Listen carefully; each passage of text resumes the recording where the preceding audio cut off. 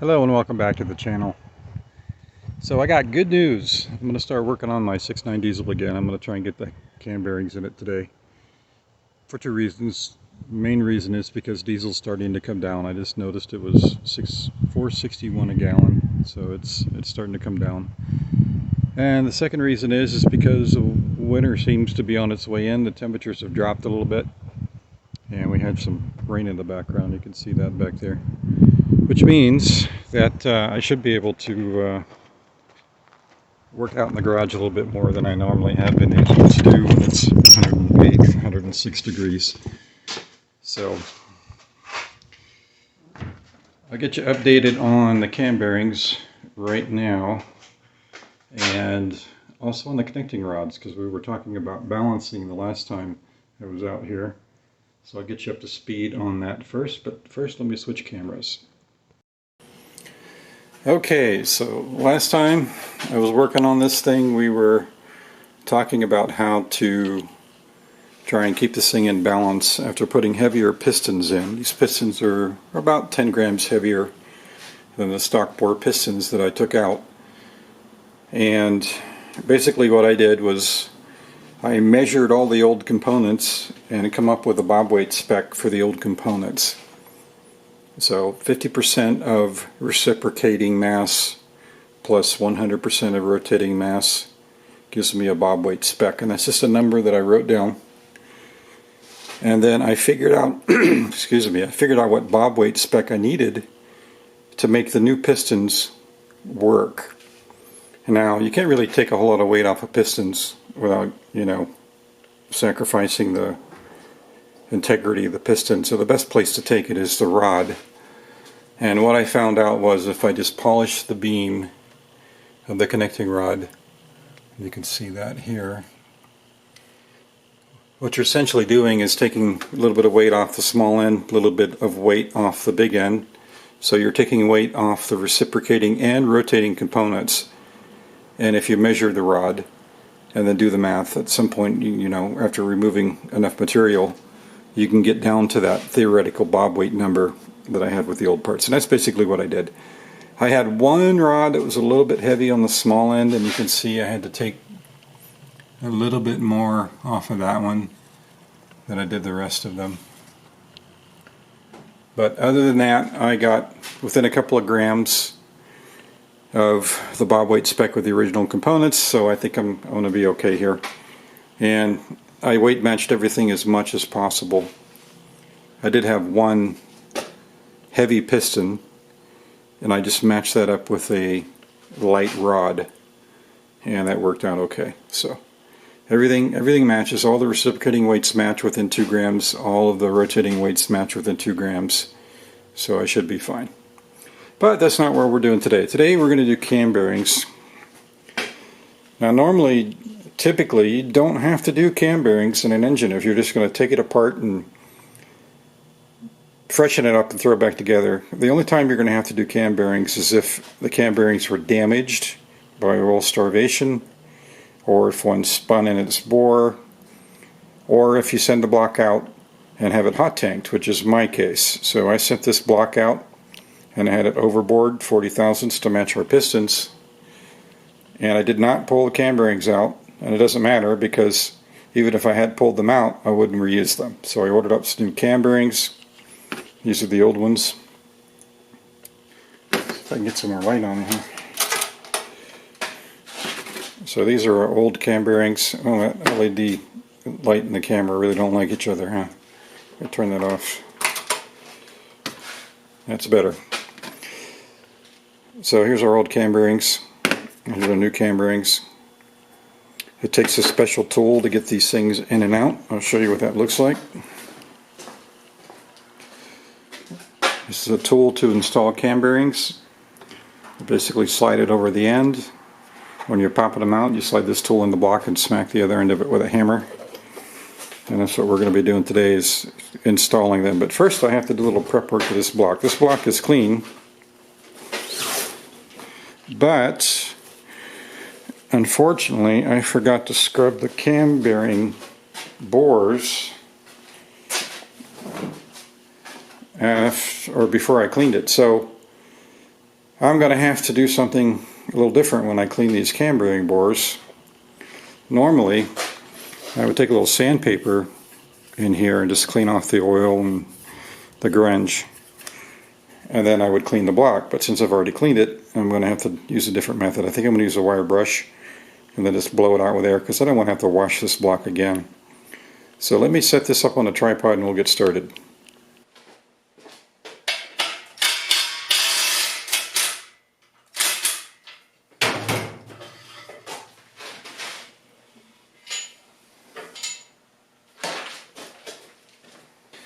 So I've chosen a wire brush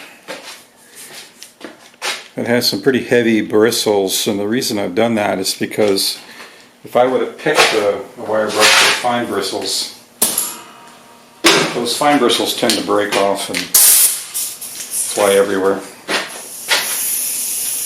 So this is going to be a little tricky, but I think I can just get in here like so.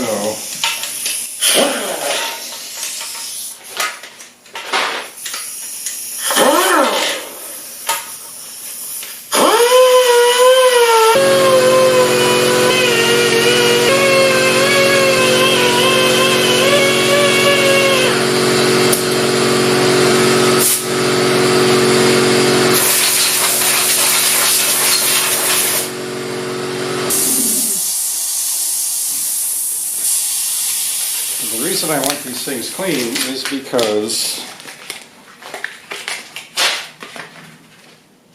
cam bearings have an oiling hole in them. So you can see this bearing's got a hole right there. And there's a matching hole in the block.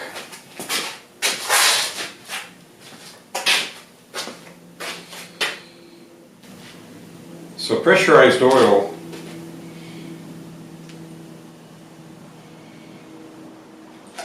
is fed through these holes up from the crankshaft.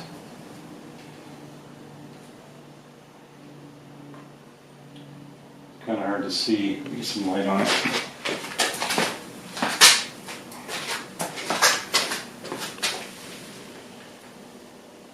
That's better.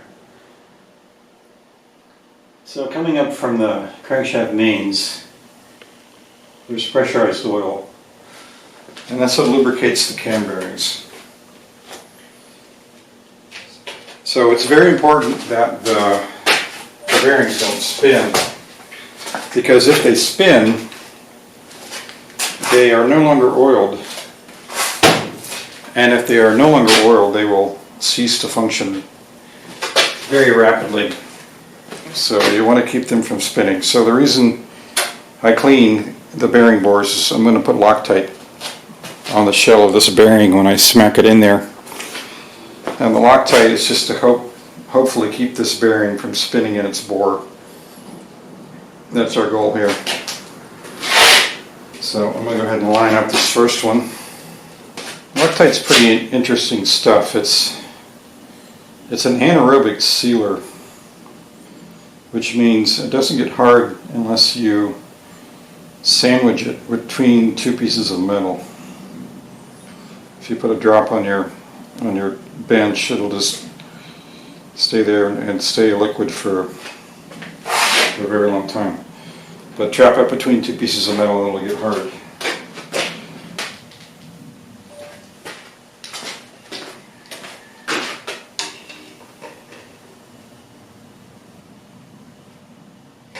Looks like it's lined up very nicely.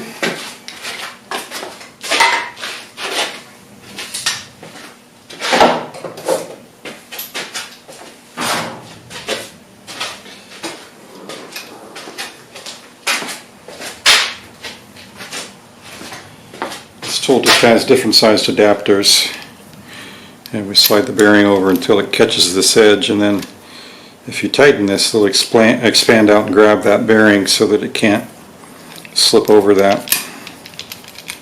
That's essentially how it works. And I don't know of any other way to do cam bearings without this tool. I'm sure you could probably be inventive and figure something out, but this sole. Sure saves a lot of effort.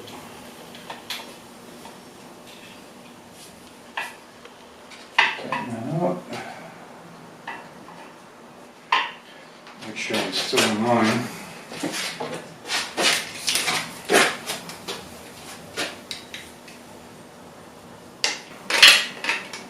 Oil gallery.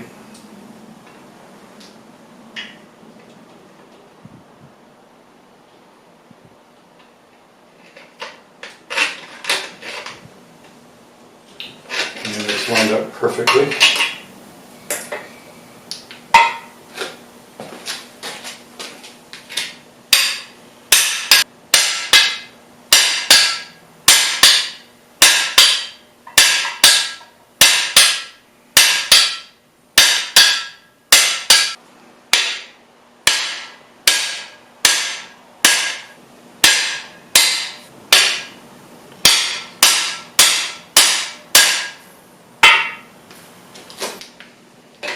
So this International engine, I kind of like it because the bearings are all the same size. Some other engines aren't. Small block Fords are notorious. They'll stagger the size of the bearings in the block, and you have to buy a kit that has those different staggered size bearings and install them in a certain sequence. But this one's kind of nice. It's all the same size bearing, so this should go together pretty quickly. One thing I did notice is the front bearing shell, the oil hole is offset towards the rear of the block, so when you put that one in, the hole faces the rear of the block. All the other bearings are the same though. Drive the bearing all the way through and then reinstall it. Every time you do that, it weakens it.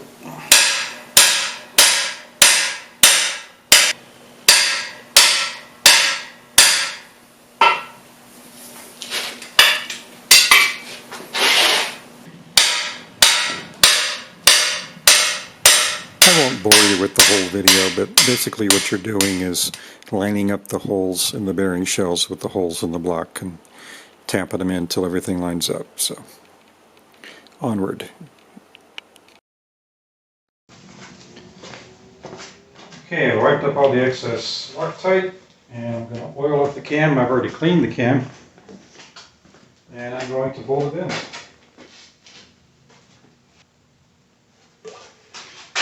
Just motor oil I'm going to put on these bearing surfaces.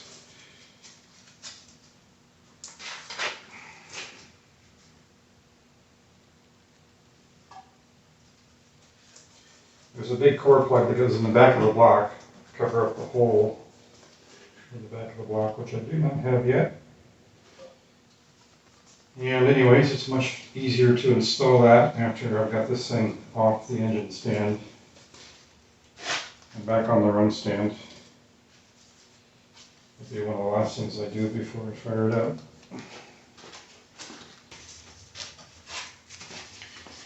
I'm cutting the journals and the lobes because I've hosed it off with brake cleaner and I don't want it to rust.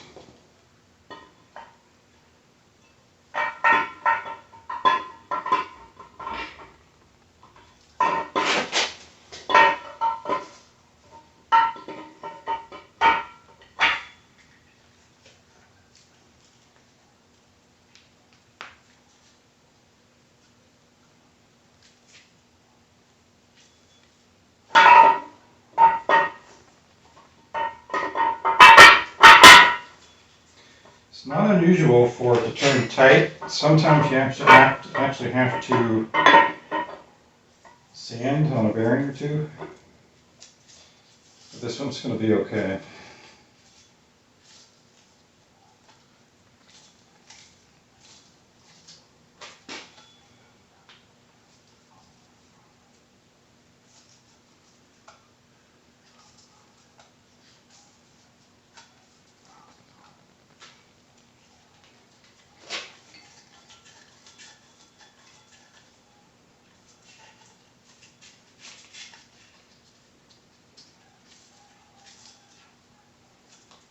I think once I get a bit more oil down in there, it'll be fine. Right there, it turns pretty good actually. So I can get to these core plugs in the oil gallery with this cam installed. So I'm going to go ahead and Go ahead and bolt this retaining plate in.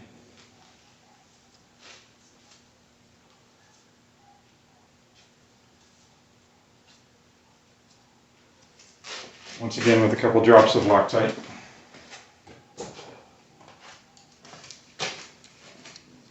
Here's the wobble socket.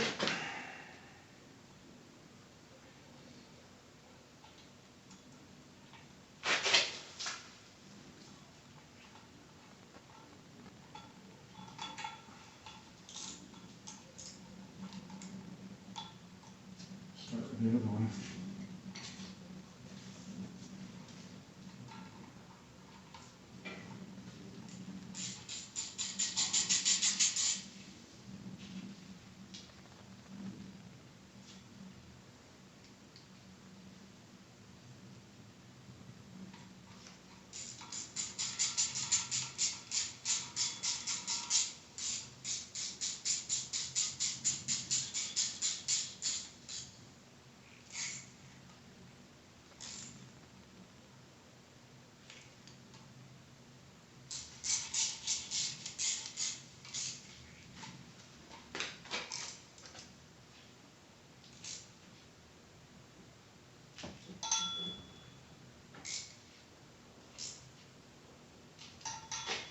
There we go.